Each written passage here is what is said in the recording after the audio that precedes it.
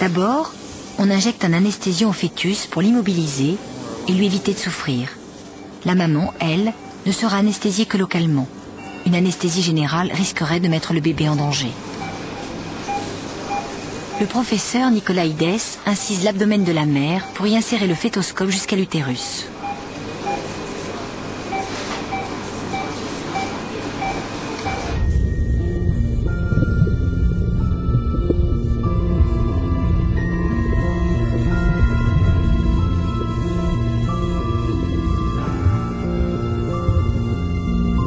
Une fois parvenu au corps du fœtus, il introduit délicatement le stéthoscope dans sa bouche et descend tout doucement jusqu'au fond de sa gorge. Ici. Oui.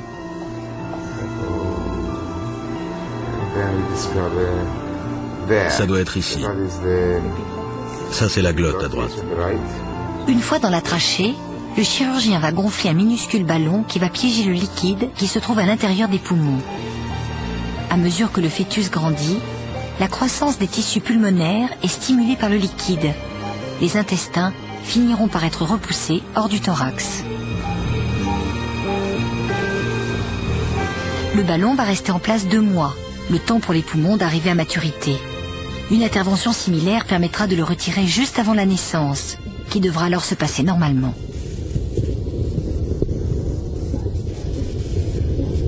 Depuis qu'on opère ainsi les bébés ayant cette malformation, leurs chances de survie ont augmenté de 50%.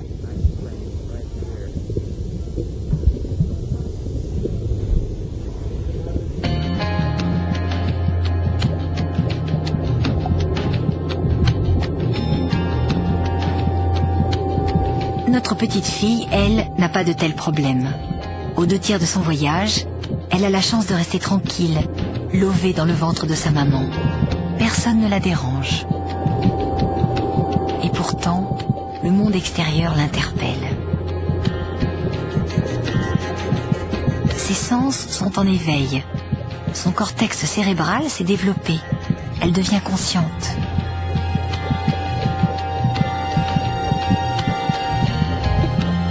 Son cerveau commence même à lui créer une mémoire.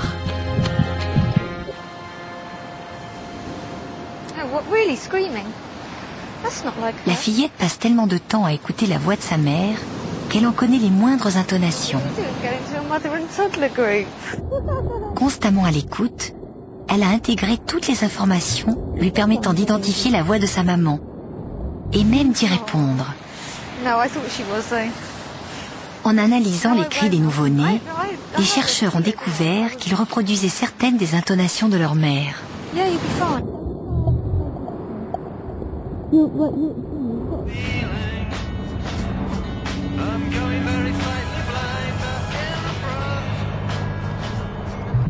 Le type de musique auquel le bébé est exposé peut influencer son humeur.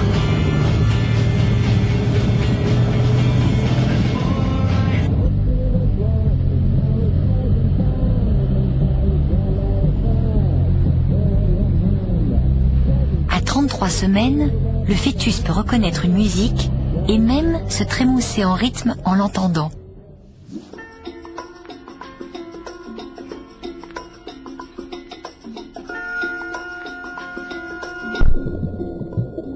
Dans le cadre d'une expérience, des fœtus ont été exposés à maintes reprises à la musique d'une émission de télé.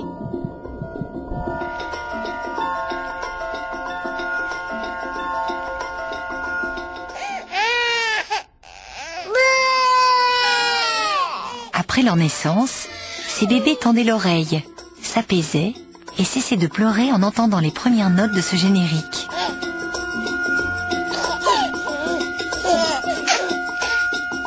D'autres bébés n'ayant pas été familiarisés à cette musique avant leur naissance n'ont eu aucune réaction en l'entendant. Pour les chercheurs, c'est la preuve qu'une mémoire à long terme fonctionne déjà chez le bébé bien avant sa naissance. Maman, les petits bateaux qui vont sur l'eau ont-ils des jambes? Mais oui, mon gros bêta, s'il m'en avait pas, il n'avancerait pas. Va quand tu Dans le cadre d'une autre expérience, On a demandé à des mamans de répéter à voix haute la même comptine tous les jours, au cours du dernier mois de leur grossesse. Embrasser ta maman, maman. À la naissance, les nouveau-nés ont prouvé qu'ils reconnaissaient la comptine et savaient même la distinguer d'autres ritournelles qu'ils n'avaient jamais entendues auparavant. L'écoute de la comptine familière provoquait chez eux un ralentissement notable de leur rythme cardiaque, signe d'un apaisement évident. Selon certains scientifiques, il y a très peu de différence entre le cerveau d'un nouveau-né et celui d'un fœtus de 32 semaines. Autrefois, on estimait que le développement cérébral du bébé commençait à la naissance. Aujourd'hui, on se demande si la naissance n'est pas un événement relativement secondaire dans ce processus. Au moment de naître, cet enfant se sera déjà exercé à penser, comprendre et se souvenir.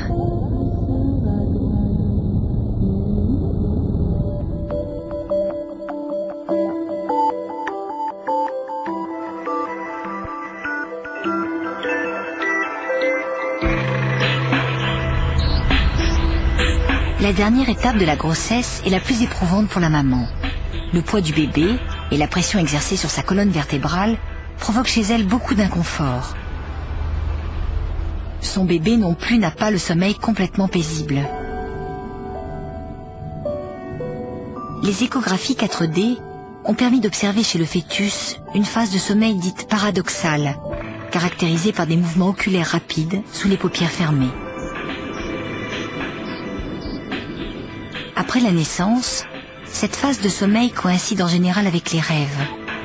Ces légers tremblements oculaires pourraient donc signifier que le fœtus a déjà une activité onirique, 1 mois avant sa naissance. Ayant encore si peu vécu, à quoi peut-il donc rêver ?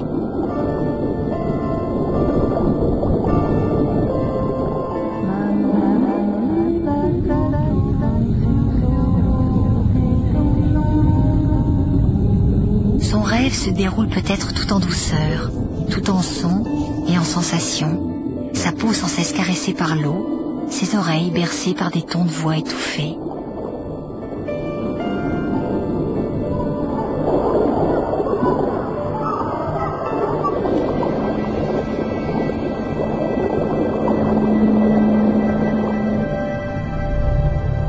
En un peu plus de 8 mois, le cerveau a produit environ 100 milliards de neurones, assurant 1 million de milliards de connexions.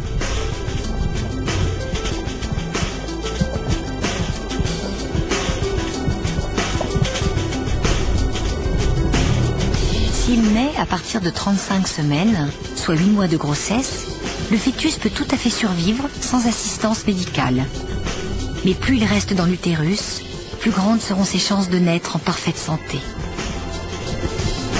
Pour la maman, la situation est devenue bien inconfortable. Son bébé prend vraiment beaucoup de place. Et en enrobant son petit corps de graisse, il commence à la priver de trop de ressources énergétiques. Il est temps de sortir. Le compte à rebours a commencé. Il est impossible de déterminer à un jour près, voire à une semaine près, quand le bébé naîtra. Seulement 5% des enfants viennent au monde pile à la date prévue.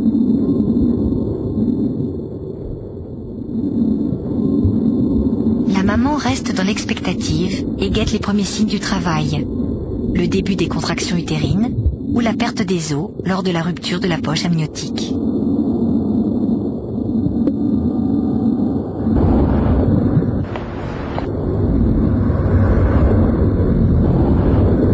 Personne ne sait exactement ce qui déclenche l'accouchement, mais on sait que les poumons du bébé ainsi que le placenta jouent un rôle clé.